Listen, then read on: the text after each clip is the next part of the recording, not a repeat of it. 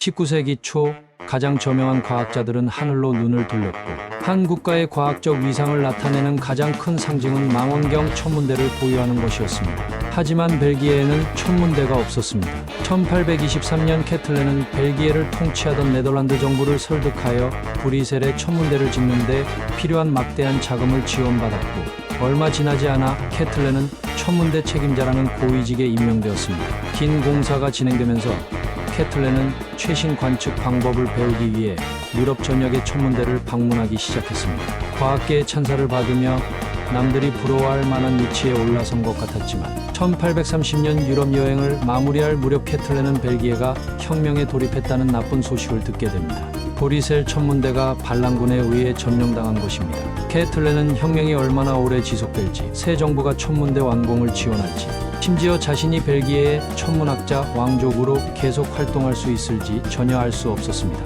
이 사건은 그의 인생은 물론 사회가 개인을 바라보는 관점에도 전환점이 될 것입니다. 이전까지 케틀레는 정치나 복잡한 대인 관계에 대해 크게 신경 쓰지 않았습니다. 그는 오로지 천문학에만 집중했습니다. 그는 자신의 고상한 과학적 노력과는 무관하다고 여겼던 사회적 소동으로부터 거리를 둘 수 있다고 믿었습니다. 하지만 자신의 천문대의 뒤뜰에서 혁명이 일어나자 인간의 사회적 행동은 갑자기 매우 개인적인 것이 되었습니다. 케틀레는 자신의 경력 계획을 방해하고 유럽 전역에서 계속 격변을 불러일으키는 사회적 혼란을 방지할 수 있는 합리적인 법과 정책을 통과시키는 안정적인 정부를 갈망하게 되었습니다. 한 가지 눈에 띄는 문제가 있었는데 현대 사회는 완전히 예측할 수 없는 것처럼 보였습니다.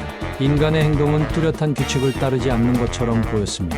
아이작 뉴턴 이전에는 우주가 해독할 수 없는 것처럼 보였던 것처럼 말입니다. 자신의 직업적 야망을 종식시킨 혁명을 생각하던 케틀레는 영감에 휩싸였습니다. 사회를 관리할 수 있는 과학을 개발할 수 없을까? 그는 평생을 신비로운 천체의 소용돌이 속에서 숨겨진 패턴을 찾아내는 방법을 연구해왔습니다. 같은 과학을 이용해 겉으로 보이는 혼란스러운 사회 행동에서 숨겨진 패턴을 찾아낼 수는 없을까요? 케틀레는 새로운 목표를 세웠습니다. 천문학의 방법을 인간 연구에 적용하는 것이었습니다. 사회 물리학의 아이작 뉴턴이 되겠다는 것이었습니다. 다행히도 케틀레가 사회 행동을 연구하기로 결심한 시기는 역사의 중요한 순간이었습니다.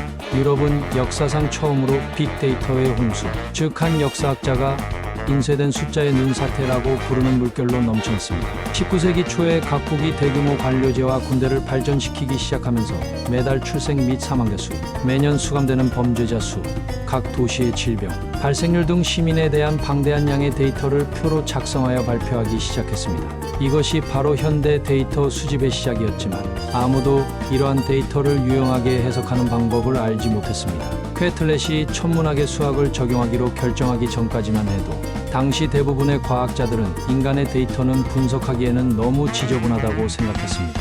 케틀렛은 18세기 천문학자들의 공통된 과제 중 하나가 천체의 속도를 측정하는 일이라는 것을 알고 있었습니다. 이 작업은 행성, 태성, 별과 같은 천체가 망원경, 유리에 새겨진 두 개의 평행선 사이를 통과하는 데 걸리는 시간을 기록하는 방식으로 수행되었습니다. 예를 들어 천문학자가 토성의 속도를 계산하고 앞으로 토성이 어디에 나타날지 예측하려면 토성이 첫 번째 선에 닿는 것을 관찰할 때 회중시계를 시작하고 두 번째 선에 닿으면 시계를 멈췄습니다.